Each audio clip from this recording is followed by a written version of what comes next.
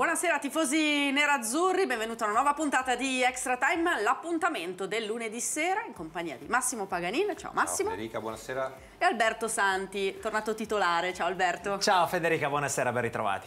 Presentiamo subito i temi di questa nuova puntata, una vittoria importante verso il derby che attende i nerazzurri domenica sera, Rafinha, Candreva e Caramò, un focus su questi tre giocatori, l'importanza delle palle inattive perché i 2 gol sono arrivati su palle inattiva e poi ovviamente un focus sul prossimo avversario, quindi sui rossoneri perché domenica sarà già tempo di derby. La vittoria ha allontanato le paure, Max, ma non ha completamente risolto i problemi? Sì, direi le paure, non so se le abbia allontanate definitivamente, sicuramente sono 3 punti importanti.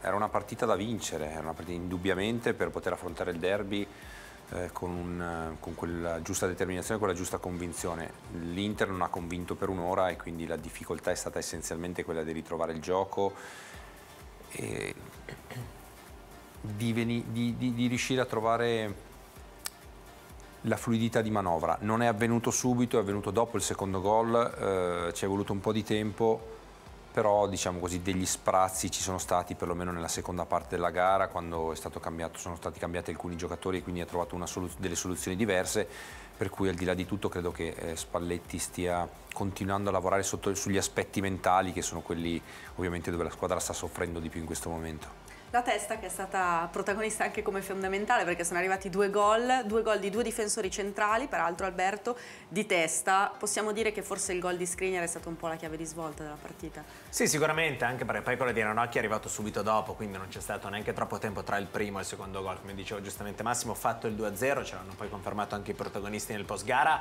la squadra si è sbloccata mentalmente, quindi questo ha chiaramente aiutato la squadra a giocare anche meglio.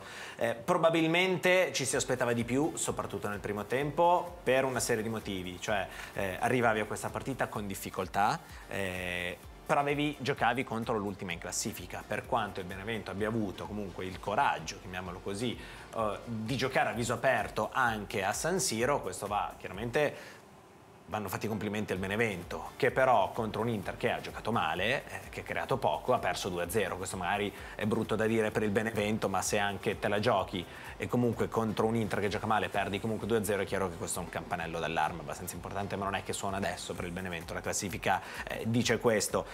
L'Inter invece, se uno guarda la prestazione del primo tempo, evidentemente non è ancora guarita. Se però uno allarga un po' chiaramente l'immagine, vede che ha vinto la seconda partita di fila a San Siro, che secondo me è molto importante, un aspetto molto importante questo, ritrovare la forza di San Siro, non come pubblico ma proprio come timore reverenziale.